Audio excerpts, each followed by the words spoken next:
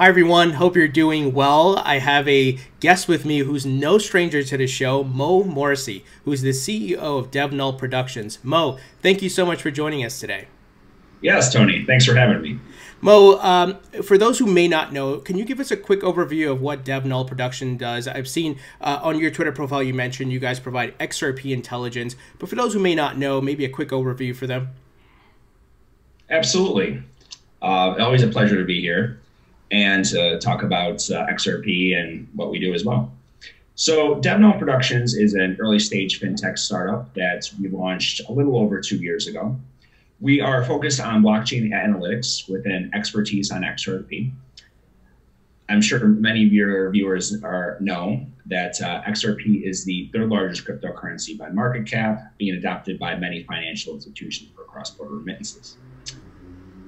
Essentially, before a trader or any individual, any financial type is going to be involved with any of these cryptocurrencies, they need a solid, reliable source of data. And DevNull Productions provides that data. We provide things like money flow, order book status, and essentially any type of information based on ledger statistics that they would need to know. And that's the story. Got it. And I love the data that you guys put out there in your Twitter feed. It's a lot of insightful information. And just recently we saw that in the form of an IOU, and I certainly want to lean on you to explain this, but over 581,000 Bitcoin appeared to have been moved in the form of an IOU, which was near a value of $5 billion, if I'm not mistaken, at the current market rate. Can you talk a bit about that? And we've seen Ethereum IOUs and other cryptos as well. What are you seeing on your end and the whole setup of that data? Absolutely. You know, with the XRP ledger, the XRP technology has many different use cases. The whole notion of cryptocurrencies and blockchain has facilitated this kind of notion of being your own bank. So individuals and organizations can send and receive payments in both the native token, XRP, which is 100% represented on network, has no real world equivalent, or they can send and receive what are known as IOUs. Now, these are tokens that are issued on the network, but typically have a backer known as a gateway or custodian. Now, they don't necessarily have to be, as we're going to talk about in a bit, Tony. I know that you wanted to talk about issuing different sorts of assets on tokens on the ledger, but often they are. So you'll often see US dollars go through the network. You'll often see Bitcoin and many other currencies that exist outside the XRP network, representations of those currencies being transferred over the Internet of Value. So as you mentioned, the other day, our analytics software caught wind of and reported of something like 500,000 Bitcoin being transferred over the network. And it's important to note that unless an institution publicly provides their address, it's very hard to tell whether that asset is actually backed or not. Now, that being said, unless we have specific knowledge one way or the other, we don't make statements. We just provide the information, and it's up to analysts and whatnot to use that information as they see fit. One interesting point, though, is that regardless of whether the asset is backed or not backed, the exact transactions will look the same. The network would process that Bitcoin at the same speed and the same efficiency as it would in either case. Now, an interesting note, though, is BTC might not actually represent Bitcoin. It could be representing, let's say, Bolivia transactional currency. Again, there is a little bit of ambiguity as to what's going through the network, but it is up to auditors and analysts to provide the kind of insight into the real world and to the tie into the off-ledger systems that give that value. And that makes sense. I certainly see the value in what you guys are doing, but to your point, we're not going to be able to know everything, like where it originated from and essentially where it's going to in all cases. So it's very interesting, though, to see all the activity and things coming through. And one of the questions that I see a lot of people have been asking about that is, how does this impact XRP, this movement, whether it's other cryptos or fiat? How does this impact XRP? And I think you had responded on that there's a burn rate, right? Can you shed some light on that? Yeah, absolutely. Regardless if you're sending XRP through the network or Bitcoin or dollars or anything else, or doing any number of transactions, such as creating offers, which are limit orders on the order book, you are burning XRP, or AKA consuming XRP. So if you're sending any transaction across the network, you're essentially, for lack of a better word, sacrificing some XRP to the network, which cannot be used for any other purposes. Unlike Bitcoin or Ethereum or whatnot, where the miners get the fees associated with the network, the node operators, or no one gets those fees. The network just kind of reduces it from the total supply of XRP that's out there. It's important to note this difference, because the mining model, the model where the fees go to the miners, produces a kind of a conflict of interest, right?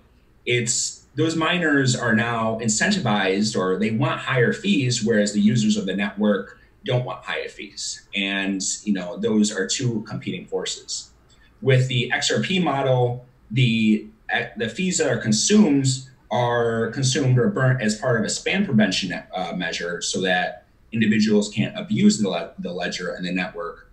But no, there's no conflict of interest. The node operators are simply acting in the benefit of building a scalable, decentralized network, which XRP is, without being at opposing forces with the users of that network. Got it. And that totally makes sense. And I think even Ripple's David Schwartz spoke about this at a recent, I think he was at a university, or he was doing a talk there. So Stanford, I believe, yeah. Yeah, Stanford, yeah. So that totally makes sense. And the movement of all these things on the XRP ledger, I'm assuming, contributes to the volume on the entire ledger, right? As far as transactions and things like that, even if it's non-XRP. Yeah, absolutely.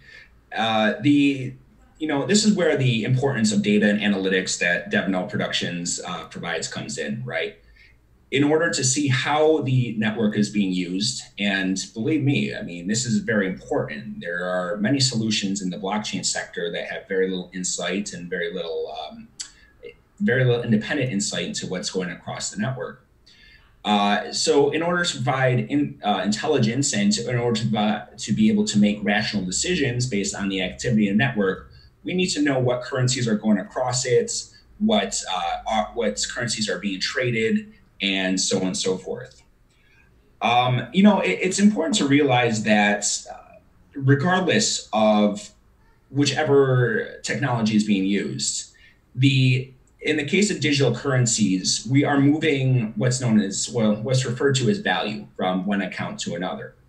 So, in the case of Bitcoin, while there is no actual physical coin that is being sent across the world, like in the case of gold or whatnot, the ledger is being updated whenever a transaction occurs. So, you send some Bitcoin to me, that the ledger just kind of facilitates a change in the balance between those, your account, my account.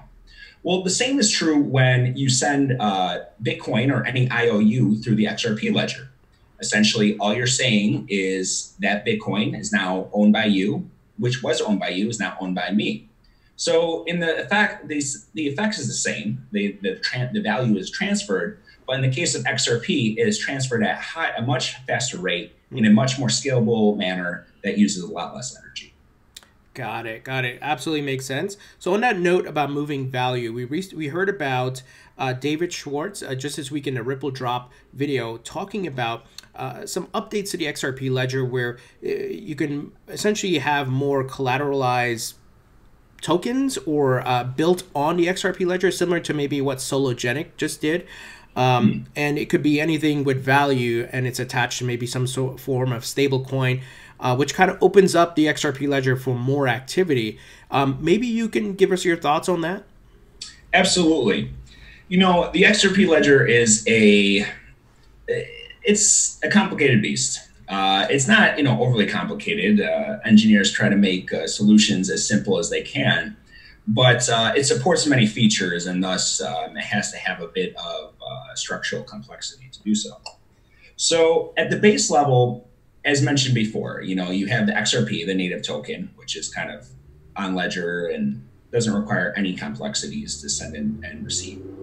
Above that, you have kind of the notion of trust lines, and these are extended from a user to an institution, type of institution that we mentioned earlier, a gateway, a custodian, so that that institution can issue real-world assets on top of the XRP network. Now, this is often used to issue Bitcoin and US dollars, as we touched upon, but to also issue new digital-only tokens. So, for example, Sologenic, as you mentioned, and many other institutions issue their own cryptocurrencies solely on top of XRP.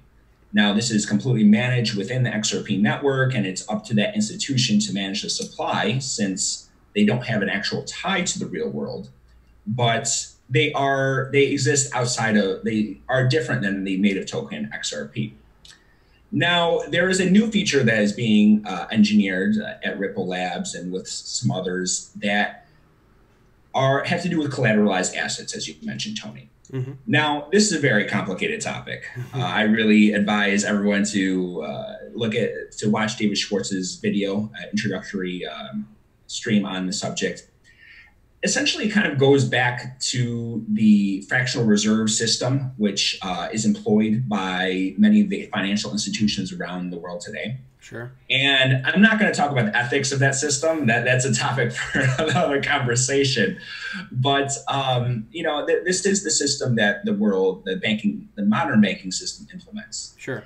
And this essentially, the system allows you to back an asset such as a fiat currency, or now, with the introduction of this feature of XRP, a digital currency, via a variable level of collateral, via a variable level of actual real world assets that are behind that representation, that digital asset. So, this new feature will allow the issuer, if you will, and I'm not sure if they're going to be referring to this as issuers and gateways using that terminology. That might have yet to still be determined. But to modify that kind of backing in a way that's dynamic. So it's possible that an asset can be over-collateralized, under-collateralized, depending on essentially the source of data, the information coming into the network that is representative of the collateral, which is backing the asset. So this is a very complicated topic. I'm just providing a surface explanation here. I certainly think it's a very exciting new feature that's going to open up a whole world of possibilities on the XRPL, mm-hmm. but it's very much a feature that's in development. And to that point, I think it was just in the last week or two that the first patches were introduced to the code base. So if you go to the Ripple D project on GitHub, you'll see the first pull requests introducing this feature. And, that's just a very early stage. There's going to be a lot of development done on that. There are a lot of things up in the air on that front. Sure, and that makes sense, but certainly an exciting project. So I'm excited to see how that unfolds. And we recently heard from their Spring division, Ripple Spring division, about an XRP Ethereum bridge being built, which I find very interesting. A bridge with not just Ethereum, but the ERC20 tokens, in which there are many of them. What are your thoughts on that? That's in the name of interoperability, another exciting initiative being built by Ripple Labs and the community and so on and so forth. Essentially, the more interoperability is better, right? I think we all can agree with that. Right now, we have many different networks that are hard to move in between. And, if you're a user or if you're a business that has solutions built on top of the Ethereum ledger, it's very hard to transact with businesses that use XRP or Bitcoin or, traditional payment technologies, PayPal, Venmo, Swift. I mean, each of these mechanisms are kind of their own little world, if you will. So with ILP, which is the Interledger Protocol, this is a technology that facilitates bridging these currencies, bridging these payment networks. Now, this allows us many different features, many different use cases. This facilitates many different use cases. So one of those is kind of a abstract payment system where I can send a payment to the network, to ILP, and have it be realized on the network that is most compliant to my own criteria. So in some cases, that might be the quickest flight time, the quickest way for a payment to arrive.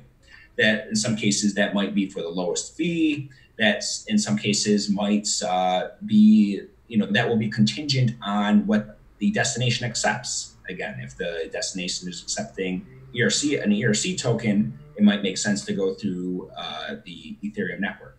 In addition to that, the ILP facilitates bridging these currencies, as you mentioned. So if I'm a user and I'm using XRP, I can send a transaction via XRP and have a bridge automatically convert that into an alternative payment network, payment technology, such as Ethereum or ERC20 or the many other ones that exist.